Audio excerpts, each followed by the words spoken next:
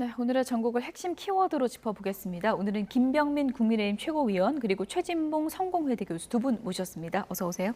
안녕하세요. 네. 먼저 첫 번째 키워드 보겠습니다.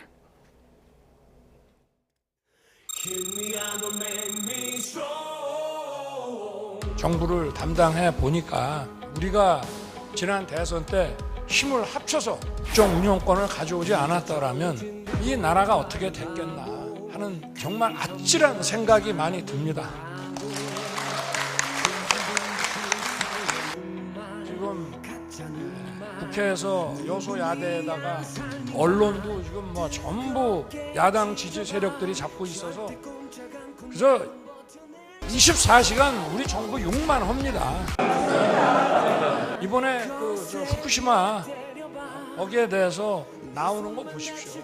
도대체가 과학이라고 하는 거는 1 더하기 1을 100이라고 그러는 사람들이 우리가 또 싸울 수밖에 없습니다.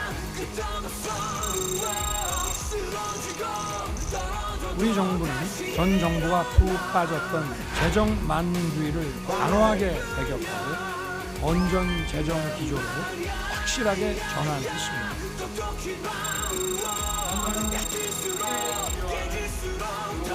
공산 전체주의 세력, 그 맹종 세력과 기회주의적 추종 세력들은 허위 조작, 선전 선동으로 자유사회를 교란시키려는 심리전을 일삼고 있으며 결코 멈추지 않을 것입니다.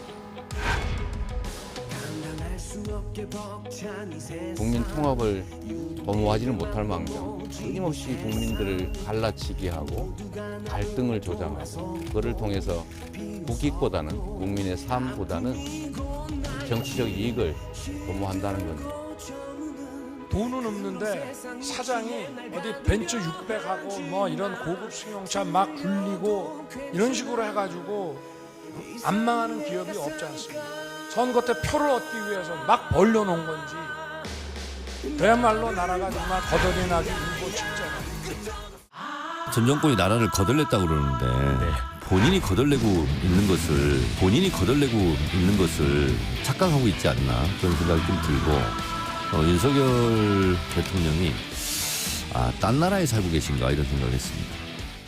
정말 아찔한 생각이 많이 듭니다. 거덜이 나기 일보 직전에 공산 전체주의 세력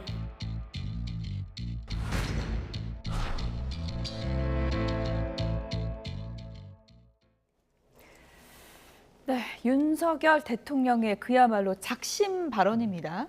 요 며칠 동안 한 번도 아니고 아주 여러 번 반복됐거든요. 민주당에서는 뭐 갈라치기 하는 거냐 이렇게 반발하고 있죠. 좀 이제 센 발언을 많이 하시죠. 예. 그러니까 대통령은 보통 이제 조금 뭐라 그러죠? 국민들에게 너무 자극적인 발언보다는 약간 중의적인 발언 이런 발언들을 많이 하거든요. 근데 너무 그냥 직설적으로 말씀을 많이 하시니까 그런 부분에 대해서는 조금 부담이 돼요. 그러니까 국민들도 그렇게 좋게 보이지 않을 거거든요. 예를 들면 뭐 1 더하기 1을 100이라고 하는 사람은 싸워야 된다. 뭐 이런 식으로 얘기하시면 사실 이제 1 더하기 1에 대한 얘기도 그런 거잖아요. 오염수 방류 문제에 관련해서 얘기하신 건데 그럼 반대하는 사람들은 다 적으로 돌리는 건가? 협치 문제도 같은 방향을 보고 가야 된다고 하시는데 여야는 항상 의견이 다를 수밖에 없어요. 예. 물론 의견이 같은 부분도 있을 수 있죠. 그러나 서로 다른 의견을 가지고 서로 협의하고 협치하면서 올바른 방향을 찾아가야 되는 건데 반드시 정부가 원하는 대로 가야 된다는 식의 말씀을 하시는 것도 저는 지나치다고 생각을 하고 전 정부 탓 안 하시겠다고 1년 전에 말씀하셨거든요, 사실은. 근데 1년이 지난 지금 다시 갑자기 입장을 바꾸셔가지고 예. 전 정부 탓을 하시니 이게 이제 좀 헷갈리는 거예요. 그래서 대통령의 말은 대단히 중요하고 무게감 있는 거 아니겠습니까? 정부가 하는 말의 대표성을 갖고 대통령이 한번 말을 하시면 그건 또 뒤집을 수도 없어요. 뭐 장관이야 밑에 있는 사람들이 말하는 거에 다시 번복할 수 있지만 예. 그런 점에서 본다면 너무 자극적이고 그다음에 야당에 대해서 존중하지 않고 협치의 대상으로 보지 않는 듯한 발언은 대단히 위험하다. 그런 발언이 쌓이면 결국은 현 정부에 대한 부담으로밖에 안 남아요. 그런 부분을 좀 대통령이 좀 잘 참고하셨으면 좋겠습니다. 예, 김병민 최고위원은 연찬회에 갔었잖아요. 네, 그 참석했습니다. 연찬회 그 참석자들도 좀 놀랐을 것 같은데 저런 센 발언들 나올 거라고 예상을 좀 했습니까? 일단 시작부터 굉장히 화기애애한 분위기가 연출됐고요. 또 국민의힘 의원들 한 명 한 명이 지난 대통령 선거를 같이 치르면서 이른바 동지의식 비슷한 걸 갖고 있어서 대통령이 만났던 연찬의 자리가 굉장히 좀 분위기가 후끈 달아올랐고 대통령도 만나자마자 했던 얘기가 1년에 한 번이 아니라 이런 연찬의 자리 매달 가지면 좋겠다 네. 이렇게 너스레를 떨 정도로 굉장히 좀 분위기가 좋았습니다.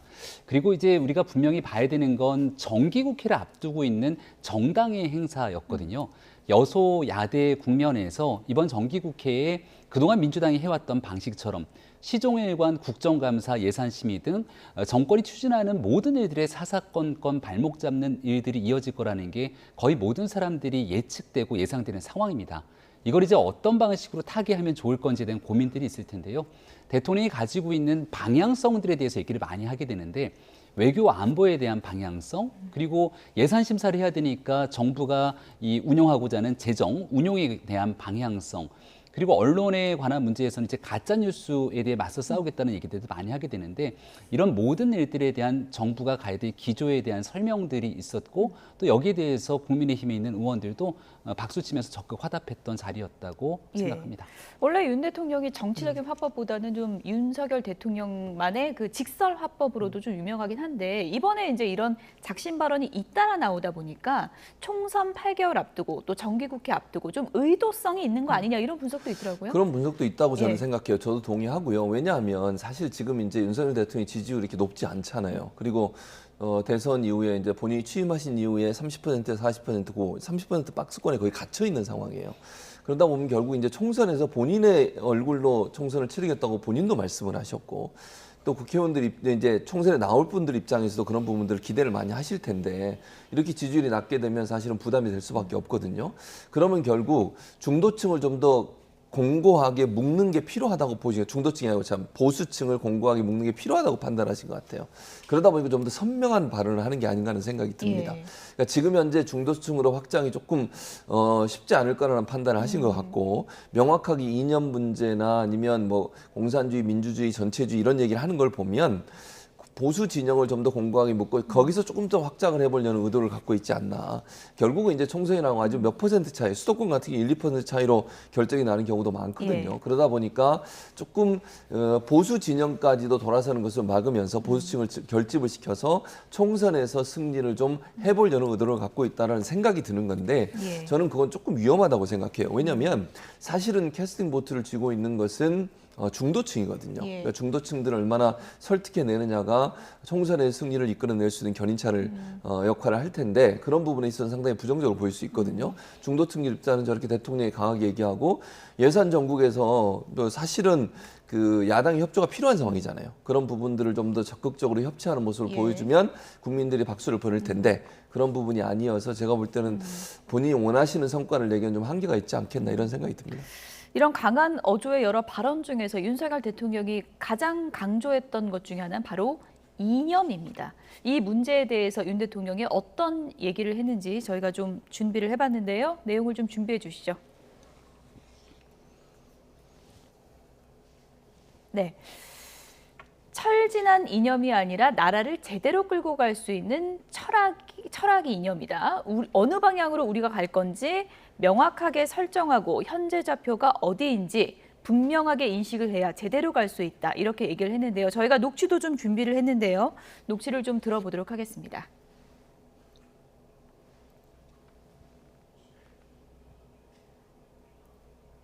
네.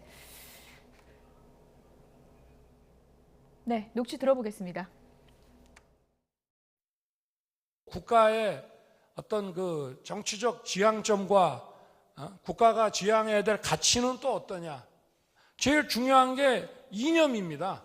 철진한 이념이 아니라 나라를 제대로 끌고 갈 수 있는 그런 철학이 바로 이념입니다. 뭐 협치하는데 제가 얼마 전에도 얘기했습니다마는 새가 날아가는 방향은 딱 정해져 있어야 왼쪽 날개, 오른쪽 날개가 힘을 합쳐가지고 보수와 진보, 좌파와 우파 이렇게 힘을 합쳐갖고 성장과 분배를 통해가지고 발전해 나가는 것이지 이거는 뭐 날아가는 방향에 대해서도 엉뚱한 생각을 하고 우리는 앞으로 가려는데 뒤로 가겠다 그러면은 그거 안 됩니다. 네. 이념이 중요하다. 앞으로 가겠다고 하는데 뒤로 가겠다고 하면 그건 안 되는 거 아니냐. 이거 어떻게 해석을 해야 되는 건가요? 그러니까 낡은 이념이 아니라 윤석열 정부가 추진하고 있는 국정 운영의 방향을 시종을 일관 설명하고 있었던 자리라고 생각을 합니다. 윤석열 정부가 지금 여소야대 국면인데 야당이 많은 의석을 가지고 있다고 해서 국회 예산심사 과정이나 법안 처리 과정에서 적정 수준의 타협을 하는 움직임들이 보이게 된다면 정권 교체를 이루고 나라가 가야 되는 방향성들이 흔들릴 수도 있는 것이거든요. 저 자리에서 윤석열 대통령의 얘기 중에 추경호 경제부총리에 관한 얘기가 있었습니다. 예. 이번에는 누가 뭐래도 2024년도 예산은 윤석열 정부 출범하고 나서 처음으로 윤석열 표에 대한 가치와 철학이 담긴 예산이다, 이런 평가를 많이 하는데요. 예. 지난날 이 확장적 재정 정책, 이 무리하고 방만한 재정 운용으로 인해서 국채가 늘어나게 되고 또 부동산 정책에 대한 실패를 통해서 가계부채가 수백조가 늘어났던 게 지난 정권의 과오기도 합니다. 허리띠를 졸라매고 정말 꼭 필요한 곳에 예산을 쓰면서도 정말 어려운 분들을 위한 복지 예산에 대해서는 아낌없이 또 재정적인 지출 구조 조정을 하겠다라고 하는 측면들을 강조하고 있기 때문에 이 정부가 가야 되고 있는 근본적인 방향성들이 이념이고 가치고 철학이다. 근데 나라의 미래, 국민의 삶, 미래 세대를 위한 기본적인 이런 근본들을 깡그리 무시하고 나라가 어떻게 되든 말든 기존에 있는 선거에서 이기기 위한 무분별한 재정 운용들을 하게 되는 것들은 이건 좌도 우도 아니고 미래가 아닌 거꾸로 퇴행하는 정치다, 이런 인식을 갖고 예. 있는 것이고 이번 정기국회에서 이 같은 윤석열 정부가 추진하고 있는 이런 모습들이 좀 힘을 다 함께 모았으면 좋겠다는 의제 발언들의 연속이었다, 이렇게 생각합니다. 이념의 차이를 좌우가 아닌 앞뒤로 표현을 한 건데 그건 어떻게 보세요? 그러니까 이념이란 말의 의미를 약간 그러니까 대통령이 명확하게 정리를 안 했어요. 그러니까 제가 이해하기에는 좀 이해가 안 되는 게 뭐냐면 가치와 철학과 이념을 함께 지금 뭉뚱그려서 얘기를 하고 있거든요. 그러니까 이념이라고 얘기하면 국민들이 지금 윤석열 대통령의 여러 예를 들면 기념사, 경축사라든지 최근에 했던 발언들과 연관시켜 보면 이념은 예를 들면 공산주의 전체주의 세력, 예컨대 공산 전체주의 세력 이런 게 이제 이념으로 인식이 되는 거예요. 예. 그러니까 예를 들면 민주 진영과 공산 진영 이렇게 뭐 분리를 한다거나 국가를 또 우리 국민들이나 아니면 여야를 그런 방식으로 접근해서 이념하면 그렇게 생각이 드는데 오늘 저 발언을 들어보면 이념이라고 하는 국가를 운영하는 철학이라고 그래요 또. 그러면 국가를 운영하는 철학은 뭐 본인이 아까 얘기했던 성장과 분배, 예컨대 예를 들면 저소득층에 대한 어떤 저 공고한 어떤 지원 뭐 이런 부분이 될 수 있겠죠. 예. 근데 그걸 이념과 또 엮어요. 그러면 헷갈리는 거예요. 제가 얘기하고 싶은 건 뭐냐면 대통령이 명확하게 이념이라고 하는 게 그 철학이 맞다면 국가가 운영되는 방향이라고 하면 그게 공산 전체주의 문제는 아니잖아요. 그러니까 좌표를 좀 구체화해야 된다, 이렇게 그렇죠. 보시는 그러니까 건가요? 이 예. 정의 자체를 구체화해야 돼요. 예. 이념이란 얘기를 하면서 자꾸 이쪽 얘기했다, 왼쪽 얘기했다, 오른쪽 얘기했다 이렇게 얘기를 해버리면 이 일반 국민들이 받아들일 때 이념은 공산주의, 민주주의, 또 전체주의, 뭐 민주주의 이런 식으로 구분하려는 게 아닌가 이런 생각이 드는데 본인은 또 그게 국가를 운영하는 철학이라고 얘기를 하시니까 그게 예. 어떤 의미인지를 명확하게 된다는 말씀을 드리는 것이고 예를 들면 민주당이나 야당도 국가가 운영되는 철학에 대해서 여러 가지 의견을 가질 수 있고 같은 부분도 있고 다른 부분도 있다고 생각해요. 근데 그런 부분들에 대해서 논의를 통해서 협의하고 협치해서 올바른 방향을 찾아가는 거죠. 모든 사람이 대통령이랑 정부가 원하는 방향으로 다 따라가는 게 아니에요. 그런 부분들에 대해서 너무 일방적으로 본인이 원하는 방향으로 가지 않은 것을 늘 자기에 반대하는 사람들을 비판하는 입장이 아니라 예. 들으려는 귀도 갖고 계셨으면 좋겠습니다. 최근에 이념 논쟁 관련해서 이제 가장 그 뜨거운 이슈가 바로 홍범도 장군 흉상 이전 문제 아니겠습니까? 이 부분에 대해서 윤석열 대통령이 어제 국무회의에서 언급을 했다. 뭐가 옳은지 냉정하게 보자, 이렇게 언급을 했다고 알려지고 있는데 이 맥락은 어떤 걸로 읽어야 됩니까? 대통령의 지시, 발언으로 인해서 이 모든 일들이 이루어진 것이 아니고 현재 있는 상황 속에서 다양한 의견들을 좀 수집했으면 좋겠다는 것 같고요. 일단 균형이 저는 중요하다고 생각되는데 지난달 이제 문재인 정부에서 육군 사관학교의 교과 과정들에 있는 6.25 현대사에 관한 내용들이라든지 이런 측면들을 이 필수 과목에서 선택 과목으로 다시금 없애버리게 되는 여러 가지 상황들을 겪었고 그 과정 중에 이 홍범도 장군에 대한 흉상도 이제 설치가 돼 있던 측면들이 있습니다. 독립운동가로서 높게 평가받고 기려야 됩니다만은 육군 사관학교 내에서의 각종 이해관계들이 예. 조금씩 다른 만큼 어떤 적재적소에 맞춰서 독립유공자들을 기리고 독립영웅들을 또 육군 사관학교의 정신에 맞추어서 우리의 지금 있는 대적관과 그리고 어떻게 안보를 지켜나갈지에 대한 내용들을 좀 구분질 필요가 있지 않겠는가라고 하는 얘기로 들리게 됩니다. 예. 일단 윤석열 대통령에 대해서 야당의 가장 거친 비판 중에 하나는 독립 영웅들, 독립운동가들에 대한 이른바 폄훼하는 것 아니냐라는 언급들이 있겠습니다만은 우당 이회영 선생을 비롯해서 윤봉길 기념관을 비롯한 이런 독립운동 정신을 높게 기리면서 지난날 정치 참여 출발 선언들을 해왔던 점들을 비춰보건대 예. 모든 것들이 균형 잡히게 갔으면 좋겠다라고 하는 기본적인 인식의 토대 위에서 출발하고 있는 상황이다라고 생각이 됩니다. 무엇이 옳은지 생각해봐라. 뭐가 맞다라고 판단을 해준 것은 아니지만 어쨌든 참석자들은 박물관이나 기념관에 있는 것이 낫다는 취지였다. 이렇게 이해했다고 또 전해지고 있거든요. 그러니까요. 윤석열 대통령이 좀 의중을 전했다고 봐야 될까요? 그러니까 그 정도 얘기하면 참모들 예. 입장에서 당연히 저게 무슨 뜻인지 고민할 수밖에 없어요. 아니 밑에서 일하는 참모들이 대통령이 한 발언에 대해서 아무 행동을 하지 않을 수는 없잖아요. 뭔가 조치를 취해야 되는 것이고 그 정도 얘기면 본인이 이제 받아서 판단할 수밖에 없는데 그 정도 얘기면 저 상태로 있어서는 안 된다고 판단했을 가능성은 충분히 저는 있다고 봐요. 그러니까 지금의 상황이 바람직하지 않다라는 정도는 충분히 익힐 수 있는 거잖아요. 그러면 옮겨야 되겠네 이런 판단이 있을 수밖에 없는 거죠. 그러니까 대통령이 명시적으로 예컨대 옮겨라 또는 뭐 그거 거기에 있는 게 부적절하다 이렇게 얘기는 안 했다 할지라도 좀 생각을 해봐라 이 얘기는요 옮겨라는 얘기로 들려요. 그러니까 참모들에게 지시를 할 때 그런 발언 하나하나가 결국은 참모들이나 아니면 장관들이나 일하는 사람들 입장에서는 상당히 부담이 될 수도 네. 있다. 대통령께서 그런 발언들을 하나씩 던지면 결국 그게 현실화되고 움직여지는 것이 되기 때문에 본인은 그런 의미로 얘기하지 않았다 하더라도 국민들이 볼 때는 예. 결국은 대통령의 생각이다 이렇게 오해할 수밖에 없는 상황이라는 생각이 듭니다. 어떻게 이해가 됐을지는 저희가 추측해 볼 수밖에 그렇죠. 없는 상황이니까요. 어찌됐든 윤석열 대통령의 이른바 작심 발언에 대해서 유인태 전 국회 사무총장은 이렇게 평가를 했습니다. 어떤 얘기를 했는지 들어보겠습니다. 윤석열 대통령이 뒤늦게 뉴라이트 의식의 세례를 받은 거 아닌가 하는, 내가 뭘 잘못했다고 이렇게 나를 뭐 지도가 이거밖에 안 되고 세상이 나를 안 알아줘 뭐 이런 거에 대한 예? 그 원망이 저놈들 전부 저거 날 지지하지 않는 놈들은 저 반국가 세력 아니야 뭐 이런 거 아닌가 보여져요. 제가 듣고 있기로는 그랬던 사람이 아닌데 저러는 거는 왜냐면 지금 늦깎이 의식화가 된 게 아니냐. 그러니까 늦깎이 그런 좀 의식화가 되면은 원래 좀 늦게 늦깎이 뭐가 되면은 더 열정적이에요. 네, 늦깎이 의식화된 게 아닌가. 원래 늦게 의식화되면은 더 열정적이다. 이렇게 분석을 했는데 어떻게 보셨습니까? 야당에서는 시종을 일관 뉴라이트 언급을 하면서 이념적으로 경도된 것 아니냐 이렇게 얘기를 하게 되는데요. 지난 5년 동안 있었던 문재인 정부를 생각해 보게 된다면 한반도 평화라고 하는 메시지를 설파하면서 이 묻지마 북한 지원, 묻지마 북한과 함께하는 모든 것들을 해왔던 지난날의 역사들이 있습니다.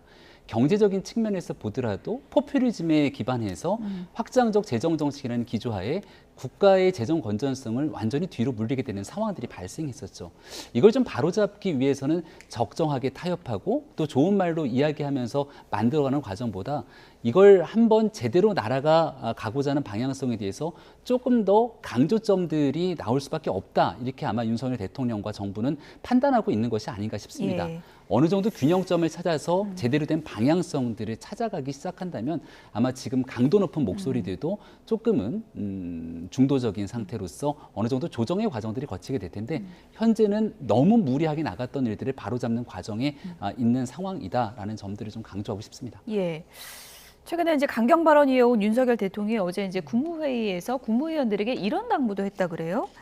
여야 스펙트럼 간극이 너무 넓으면 점잖게 얘기하면 안 된다. 싸워라. 이렇게 또 주문을 했다고 알려지고 있습니다. 그러니까 발언 내용이 아까도 제가 말씀드린 싸워라 이런 얘기를 대통령이 자꾸 하시는 건 별로 좋은 의미는 아니에요. 예를 들면 국무위원들이 열심히 정책에 대해서 홍보를 하고 야당 의원들을 설득해라. 이 정도면 충분히 전달이 되잖아요. 지금은 협치가 힘들다 이렇다고 보는 건가요? 어떻게 봐야 될까요? 그렇게 보시는 것 같아요. 근데 그렇게 하면 안 돼요. 아니 야당과 협치를 안 하고 지금 그렇지 않아도 야당이 지금 의석수가 훨씬 많잖아요.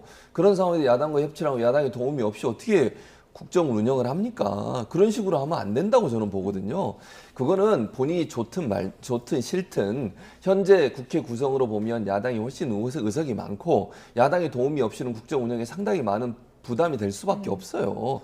그러면 아무리 싫어도 야당과 협치하려는 노력을 해야 된다고 저는 봅니다. 그것이 정치고요. 정치라고 하는 게 타협이고 협상이잖아요. 그걸 통해서 정치를 하는 것인데 상대방을 완전히 무시하고 상대방 의견을 듣지 않겠다고 하고 내 마음대로 내 뜻대로 하겠다고 하시면 그거는 정치가 아니에요. 그래서 저는 이런 부분도 물론 저는 그렇게 생각해요. 장관들이 본인들이 하는 정책에 대해 열심히 설명하고 또는 뭐 때때로는 야당 의원들과 설전도 할 수 있죠. 예. 그러나 그것이 싸움이 돼버리면 안 돼요. 싸움은 이거는 정상적인 방법의 설득의 방법은 아니라고 저는 보거든요. 반드시 이겨야 된다는 싸움이 아니라 서로가 건전한 주장을 통해서 좋은 방법들을 찾아가려는 노력이 반드시 필요하다고 생각을 합니다. 당장 뭐 예산안도 통과가 되려면 이제 여야 협치가 또 필요한 네. 상황이기 때문에 이게 이제 연말에 굉장히 좀 중요한 현안이 될 것 같고요.